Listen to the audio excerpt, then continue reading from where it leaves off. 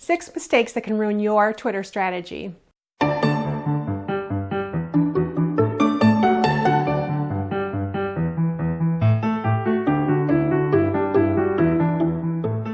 Hey Traps, I'm Michelle Held from MetroNY.com. Today I'm talking about mistakes, 6 of them that can ruin your Twitter strategy. Really, these apply to any social media channel, but we'll talk about Twitter in particular. So if you like this video and find it helpful, please hit the like button below and subscribe to my YouTube channel. That way you'll get a notification every time there's a new video up.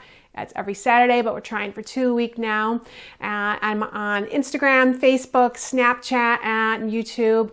And I put all my blog posts and video on my website, MetroNY.com. So 6 steps that can ruin your Twitter strategy, your social media strategy. So the first is not setting your profile image or having a fuzzy profile image.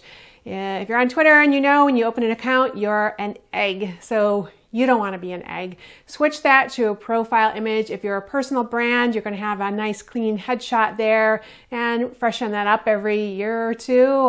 Get it professionally done if you can.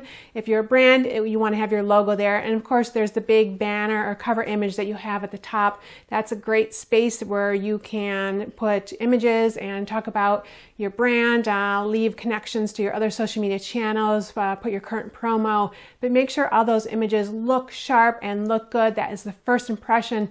But your profile image is the most important because that's the image that appears the most. It appears next to every comment and interaction that you have on any social platform.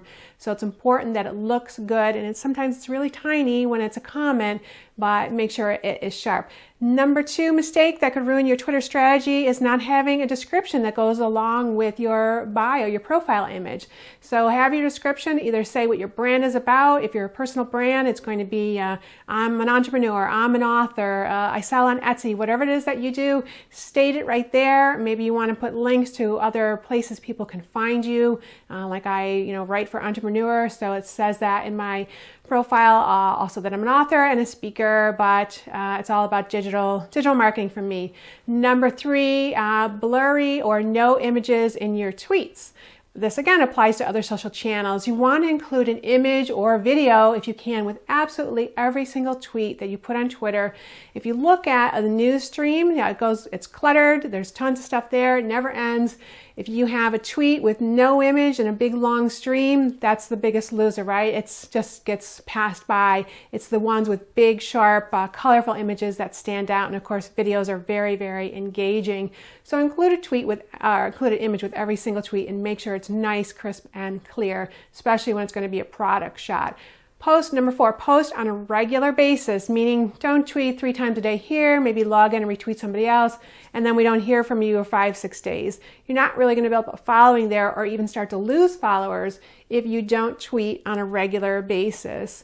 Twitter can take quite a bit, so you can do 5, 10, 15 times a day or tweet hourly around the clock if you wish, but make sure it's regular and use a productivity tool if you need help scheduling those posts. And I talk about that in a different video about productivity tools for social media.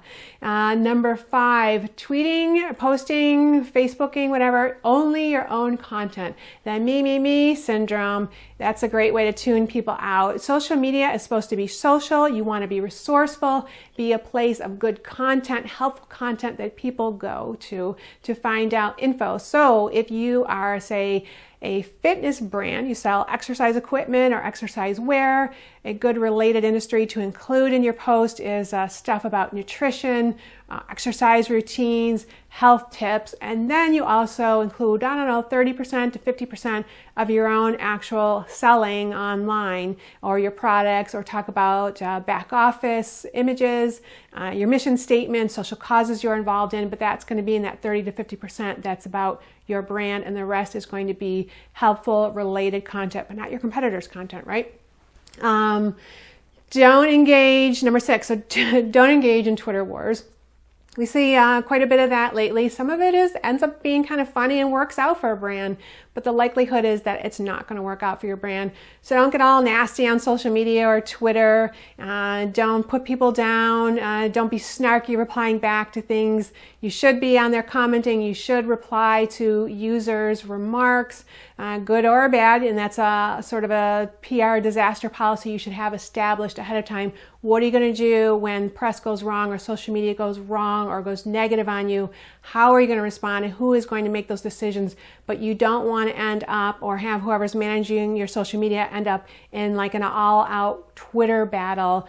Understand how you're going to handle negative things and how you're going to respond to those. Is it going to be through Twitter? Is it going to be off the website? Will it be through an email blast? But decide that ahead of time, but don't get all nasty and snarky on Twitter because you think that you're hiding behind some online presence. So don't be a troll is what it is.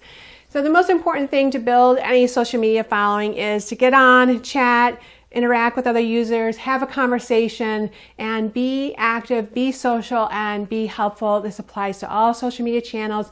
It works really well with Twitter. Engage in tweet chats and participate with things that are relevant to your industry and make yourself useful. So if you like this video or if you have questions, enter a comment below, respond to those, hit the like button, subscribe to my channel. You'll get more notifications.